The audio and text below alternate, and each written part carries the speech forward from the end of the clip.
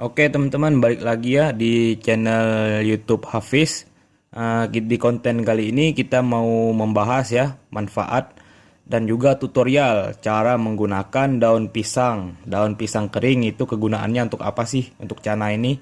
Nah, nanti kita jelasin di video ini dan juga kita nanti tampilkan ya tutorial untuk mengolah lah cara daun pisang ini supaya bisa digunakan untuk cana. Oke. Nah, yang pertama ini kita lihat di sini ada kandungan zatnya ya yang terdapat di daun pisang kering ini. Teman-teman bisa baca sendiri ya di sini. Kita jelasin secara singkat dulu apa-apa aja di dalamnya dan juga manfaat daun pisang ini sama juga kurang lebih ya teman-teman kayak daun ketapang supaya bisa untuk jenis-jenis ikan cupang atau ikan hias tawar lainnya lah. Nah, ini daun pisang ini juga bisa untuk pengobatan luka ya. Pengobatan luka, jamur, parasit yang terdapat pada ikan. Nah, di negara Asia ini sebenarnya udah banyak teman-teman pembudidaya dan juga pemelihara ikan tuh pakai daun pisang ini. Nah, nanti teman-teman bisa dicobalah untuk membudidaya. Nah, langsung kita ke tutorial.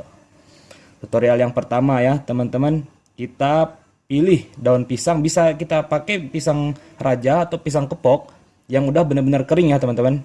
Yang udah kering itu bisa yang udah jatuh ataupun bisa kita ambil sendiri di pohonnya.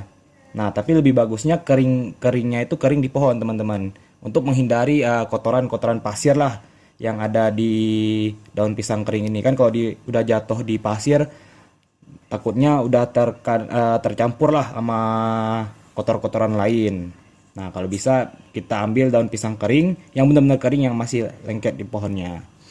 Yang selanjutnya step kedua kita tambahkan garam teman-teman. Kita masukin garam ya ke air. Garam ikan, kita pakai garam ikan di sini. Kita masukin ke airnya dan ini fungsinya untuk ngerendam ya, ngerendam daun pisang itu. Nah, step selanjutnya kita bersihin daun pisangnya pakai air garam yang tadi sudah kita campur tadi. Teman-teman bisa diamin 5 menit sampai 10 menit lah untuk merendam daun pisang kering ini pakai garam yang tadi. Kalau sudah direndam kita tiriskan sampai benar-benar bersih, baru kita masukin air baru yang benar-benar bersih ya, kita pastikan dan siap untuk kita rebus nanti. Nah, selanjutnya kita rebus daun pisang tadi yang sudah kita bersihkan di air mendidih sekitar 30 menitan teman-teman. Kita rebus sekitar 30 menitan. Sesudah itu kita tunggu ya, jangan langsung pakai, takutnya suhu air kan masih panas tuh. Nah, kita tunggu dulu biar benar-benar udah dingin, baru kita aplikasikan, kita campur ke ikan. Nah, seperti itu teman-teman. Nah, ini proses kita menyampur rebusan daun pisang tadi ya, air rebusan daun pisang tadi kita campur ke tank cana kita. Oke teman-teman, ini posisi ikan sudah saya campur dengan air rebusan daun pisang ya. Nah, di sini saya menggunakan filter. Nah, itu kalau kita pakai filter 2-3 hari itu harus kita tambah teman-teman, karena bisa kalau pakai filter itu mengurangi daya pekat dari air rebusan dan daun pisang kering tadi. Ikan saya ini awalnya itu tanknya pecah. Nah, setelah pecah itu saya karantina di tank di rumah teman saya. Dan itu semua ngedown teman-teman, dari mulai warna, bar, mental dan lain-lain, dan sempat juga terkena white spot. Nah, sesudah tanknya udah jadi lagi, saya pindahin dan ini selang kurang lebih 3 mingguan teman-teman. Saya udah mengaplikasikan lah air rebusan daun pisang ini ke cana saya, dan juga perubahan yang saya lihat ya dari awalnya yang dia terkena white spot dan juga mageran dan hilang mental itu karena tank pecah ya, lumayan terlihat lah teman-teman.